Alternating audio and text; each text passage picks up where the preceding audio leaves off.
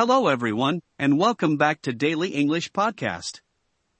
I am so incredibly happy you're here today. Whether you're listening on your way to work, while you're studying, taking a walk, relaxing at home, or maybe winding down before bed, thank you for choosing to spend this time with me. Today's episode is about a feeling that quietly follows millions of people around the world every single day. It is the feeling that you're never quite good enough. No matter how hard you work. No matter how much you achieve, or how many things you check off your to-do list. Somehow, deep down, it still doesn't feel like enough. Have you ever looked at someone else's success, maybe a friend or even a stranger on the internet, and thought, why can't I be like them? What is wrong with me? Or maybe you've reached a big goal that once meant absolutely everything to you, only to feel strangely empty just a few days later. If that sounds familiar to you, I want you to know right now that you are definitely not alone. But before we begin, I would really love to hear from you. When was the last time you felt like you weren't good enough? What triggered that feeling? Share your thoughts in the comments below. I truly enjoy reading about your experiences, and your stories often inspire future episodes on this channel. So, let's talk about this heavy feeling. What if the problem isn't that you're not good enough? What if the real problem is that you have been measuring yourself with the wrong ruler your entire life? What if the voice inside your head, the one constantly whispering that you will never be enough, isn't actually telling the truth? What if the standards you are desperately chasing right now were never really yours to begin with? These are big questions. But they are incredibly important ones. Because feeling like you are falling behind in life is exhausting.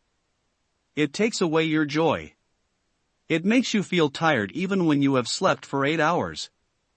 It makes you feel poor even if you have a comfortable life. And it makes you feel like a failure even when you are actually doing really well.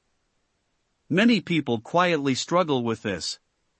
We walk around every day wearing a mask. We smile, we go to work, we talk to our friends, we post nice pictures online. But inside, there is this quiet worry that someone is going to realize we aren't as smart, or as capable, or as interesting as we pretend to be. Psychologists actually have a name for one specific part of this. They call it imposter syndrome. Imposter syndrome is basically when you feel like a fake. You feel like a fraud. I want you to imagine a situation. Imagine you are working at a company, and you have been working so hard for years. Finally, your boss calls you into the office and tells you that you are getting the promotion you always wanted. How should you feel? You should feel amazing, right? You should be celebrating. You should feel proud. But for so many people, that's not what happens. Instead of celebrating, they immediately start to worry. They think, oh no, now I have more responsibility. What if I can't do it? What if they realize I'm actually not qualified for this job? What if they made a mistake? Have you ever felt this way? You finally get something you wanted, but instead of joy, you just feel anxiety. You're certainly not the only one. This happens to students who pass difficult exams. It happens to artists who sell their first painting. It happens to people learning English, too. You might have a great conversation in English, but instead of being proud of yourself, you go home and think about the 2 grammar mistakes you made. It is completely understandable that we do this. But why? Why is it so hard to just feel good about ourselves? To understand this, we have to look back at where this belief usually begins. Because nobody is born feeling like they are not enough. Babies don't worry if they are crawling perfectly. Toddlers don't feel embarrassed when they fall down while learning to walk. They just get back up. So, where do we learn to judge ourselves so harshly? For most of us, it starts in childhood. And a lot of it comes from the systems we grow up in. Think about school. From a very young age, we are taught that our value is attached to a letter or a number. You take a test. If you get an A or a 100%, you are a good student. Your parents smile, your teachers praise you, and you feel safe. If you get a C, or if you fail, you are a bad student. People are disappointed in you. Without realizing it, we start to connect our self-worth to our performance. We start to believe a very dangerous lie: I am only valuable if I am successful. We learn to seek external validation. Validation basically means looking for other people's approval to feel good about ourselves. If our parents are happy with us, we feel good. If we win the game, we feel good. If the teacher praises us, we feel good. But what happens when you grow up? There are no more teachers giving you grades on your life. There is no simple test to tell you if you are doing a good job at being a human being. So, we start looking for new ways to measure ourselves. And this leads us to one of the biggest reasons people today feel so inadequate. We measure our worth by comparing our real lives to other people's public lives. And of course, the biggest platform for this is social media. Imagine it's the end of a long, tiring day. You are lying in bed, feeling a bit stressed about your life. You open your phone and start scrolling. What do you see? You see one friend who just bought a beautiful new house. You see another person who is on a luxury vacation in Bali, drinking out of a coconut. You see someone from your old high school who just got married and looks absolutely perfect. You see fitness influencers with bodies that seem impossible to achieve. And as you scroll, a heavy feeling starts to sit in your chest. You look around your normal bedroom, you think about your normal job, and you think, I am so far behind. Everyone else is succeeding, and I am failing. I am not doing enough. I'm sure you have experienced something similar. We all have. But there is a massive illusion here. There's one mistake that almost everyone makes without realizing it when they are scrolling on their phones. We will come back to this specific mistake in just a few minutes, because understanding it can completely change how you view yourself. I want to save it for a little later, so keep that in the back of your mind. For now, let's talk about the standard we hold ourselves to. When we feel like we aren't good enough, it is usually because we are chasing perfection. Perfectionism sounds like a good thing, doesn't it? In job interviews, people often say, my biggest weakness is that I am a perfectionist. They say it like a secret compliment to themselves. They mean, I work so hard and want everything to be amazing. But true perfectionism is not about high standards. True perfectionism is a fear of not being loved or accepted if you make a mistake. Imagine finishing an important project. Maybe it's a presentation for work, or an essay for school, or maybe you cooked a huge dinner for your family. You put hours of effort into it. 99% of it is absolutely fantastic. But there is one small mistake. One tiny typo on slide 4 of your presentation. Or maybe the chicken is just a tiny bit dry. What do you focus on? If you are struggling with feeling not good enough, you completely ignore the 99% that was excellent. You stare at that 1% mistake, and it ruins the whole experience for you. You call yourself stupid. You feel embarrassed. You only notice the small mistakes. But why do we expect ourselves to be flawless? Human beings are not machines. We are messy, emotional, and we are designed to learn by making mistakes. When you demand perfection from yourself, you are setting a trap. Because perfection does not exist. It is a moving goalpost. Do you know what a moving goalpost is? Imagine playing football or soccer. You are running toward the goal, you are about to kick the ball and score, and suddenly, someone picks up the goal and moves it 20 meters further away. That is what your brain does to you. You say, I will feel successful when I graduate from university. Then you graduate, you feel happy for a day, and your brain says, well, that's not enough. Now I need to get a great job. You get the job. Your brain says, not enough. I need to get a promotion. You get the promotion. Your brain says, not enough. I need to make more money. You buy a house. Your brain says, not enough. It needs to be bigger. The goalpost keeps moving. And because it keeps moving, you never, ever arrive at the feeling of being good enough. This is why achievements don't always bring lasting happiness. We think that success will finally give us peace. We think that if we just get that one certificate, or that one salary, or that one person to love us, all our insecurities will disappear. But they don't. Because self-worth and success are two completely different things. Let me ask you a question. Think about someone you deeply love. Maybe it's your best friend, your child, your sibling, or your partner. Do you love them because of their resume? Do you love them because of how much money they have in the bank? If they lost their job tomorrow, would they suddenly have less value as a human being to you? Of course not. You would still love them exactly the same. You value them for who they are, their kindness, their sense of humor, their warmth, the way they listen to you. So why is it that we can offer this beautiful, unconditional love to other people, but we refuse to give it to ourselves?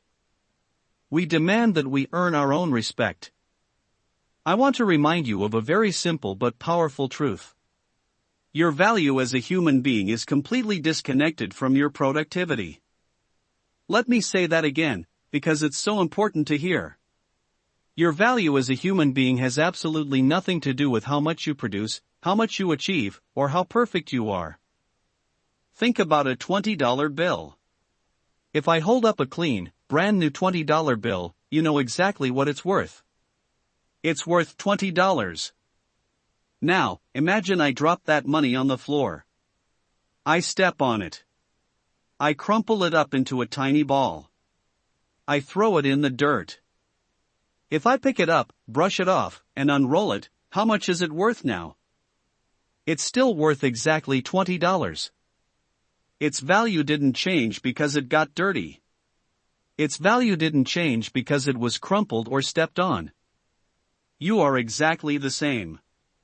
You might go through hard times. You might make embarrassing mistakes.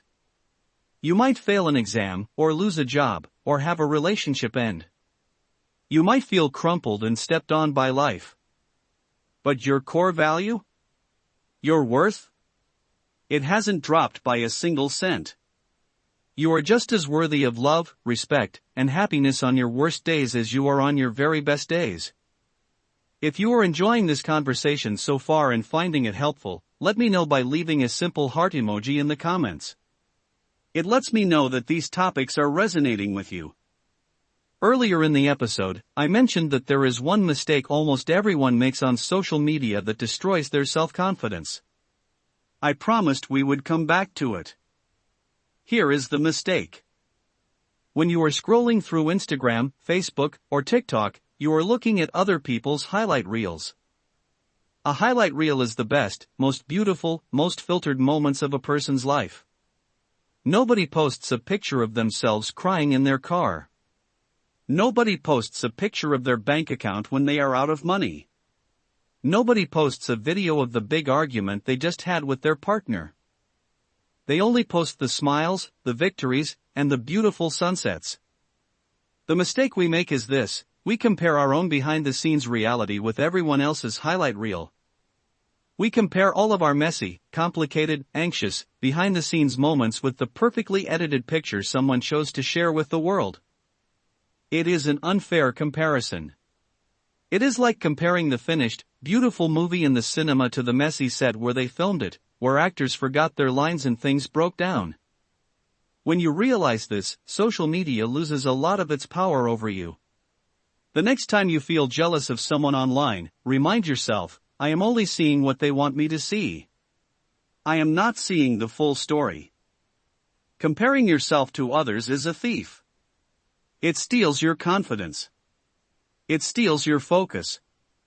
Because there will always be someone who is smarter, richer, younger, or faster than you. If you base your self-worth on being better than others, you will always eventually lose. But later, we'll discover one hidden habit that quietly destroys self-confidence even more than social media does. It's something you probably do every single day without even realizing it. Before we get to that, let's talk about what we should do instead of comparing and chasing perfection.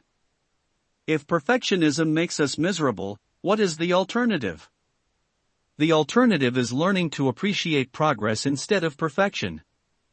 Progress means moving forward, even if you are moving slowly. Even if you are stumbling.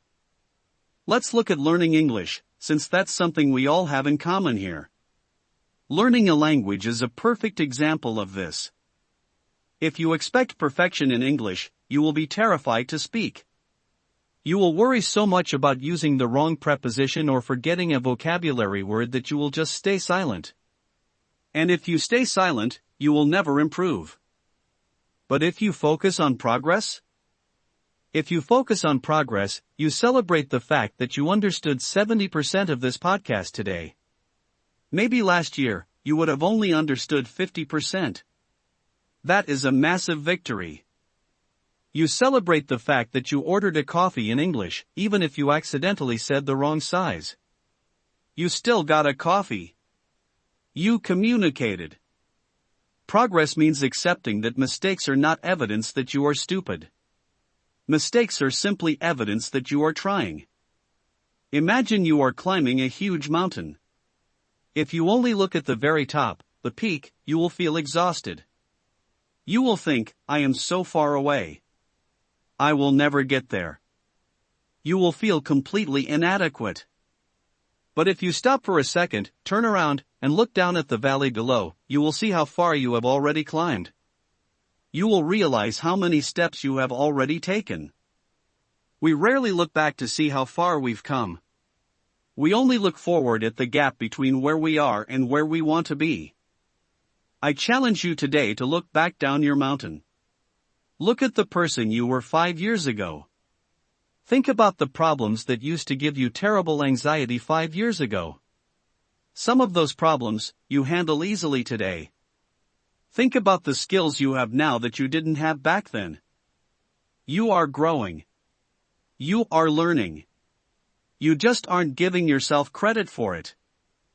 Now, let's talk about that hidden habit I mentioned a moment ago. The one that quietly destroys our self-confidence. It's your inner monologue. It's negative self-talk. Listen to the voice inside your head when you make a mistake. What does it sound like? If you drop a glass in the kitchen and it shatters, what is your first thought? Is it, oh well, accidents happen. Let's clean this up. Or is it, I am so incredibly stupid. I'm always so clumsy. I can't do anything right. For most people who struggle with feeling not good enough, it's the second voice. We have an inner critic living in our minds, and it is terribly mean. Think about how you speak to yourself when you fail. You probably use words that you would never, ever use to speak to a friend. If your best friend didn't get a job they wanted, would you say to them, well, obviously, you aren't smart enough. You're a failure. Everyone is better than you. No.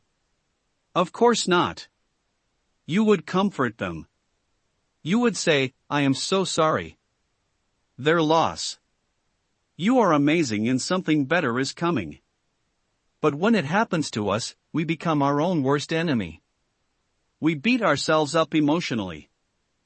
This hidden habit of negative self-talk is toxic. If you hear a message 1,000 times a day, your brain eventually believes it is a fact. If you silently tell yourself I'm not good enough all day long, it becomes your reality. So, how do we build healthy self-confidence and finally start feeling like we are enough? How do we stop this cycle? It takes time, and it takes practice. It is like exercising a new muscle. But I want to share a few practical daily habits you can start using right now to improve your self-worth. First, practice the friend test. Whenever you catch yourself thinking a negative thought about yourself, pause. Ask yourself, would I say these exact words to a friend I love? If the answer is no, then you are not allowed to say it to yourself. You have to rephrase it. Instead of saying, "I completely ruined this," say, "This didn't go the way I planned, but I can learn from it and try again." It feels unnatural at first, but over time, it completely changes the atmosphere inside your mind. It makes your mind a safe place to be. Second, start curating your social media environment. You have total control over who you follow. If following a certain influencer or even a certain friend makes you feel bad about your body, your career, or your life, unfollow them. Or mute them. You do not owe anyone your mental peace. Fill your social media feed with people who inspire you, people who educate you, and people who are honest about their struggles. Find the people who share their messy behind-the-scenes moments, not just their perfect highlight reels. Third, create a good enough list. We are so obsessed with being extraordinary that we forget how beautiful and ordinary, good enough life really is. Write down a list of things you do that are simply good enough. I am a good enough friend. I provide a good enough meal for myself. I did a good enough job at work today. It removes the pressure of needing to be amazing all the time. Sometimes, showing up and doing your best is all that is required.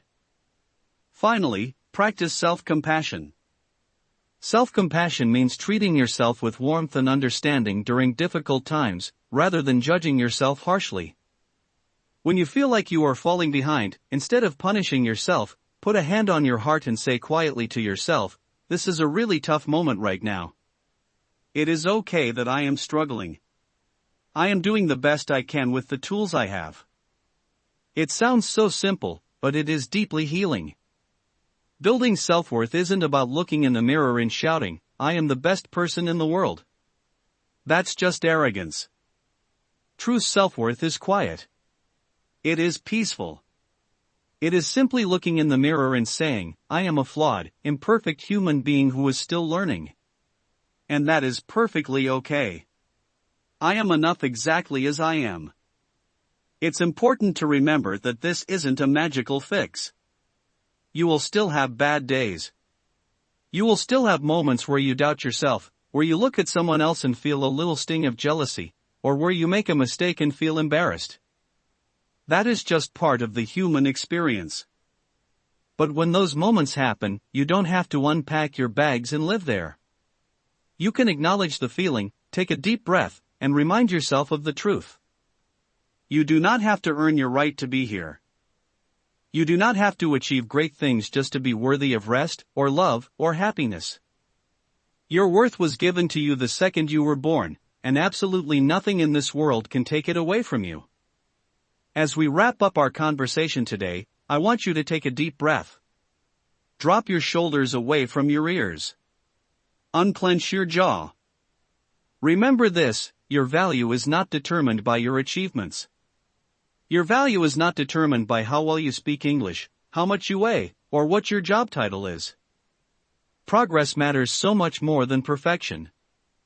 And most importantly, you absolutely deserve the same kindness, patience, and love from yourself that you so easily offer to everyone else around you. If today's episode encouraged you, please give this video a like and subscribe to Daily English Podcast for more meaningful English listening practice and inspiring conversations just like this one. And before you go, I'd really love to hear from you. What is one thing about yourself that you are learning to appreciate? Maybe it's your resilience, maybe it's your sense of humor, or maybe it's just the fact that you keep trying even when things are hard. Share your thoughts in the comments below. Your words might encourage someone else who is scrolling through, struggling with the very same feelings of not being enough. Thank you so much for listening. Be kind to yourself. Keep learning. Keep growing. And I'll see you in the next episode of Daily English Podcast.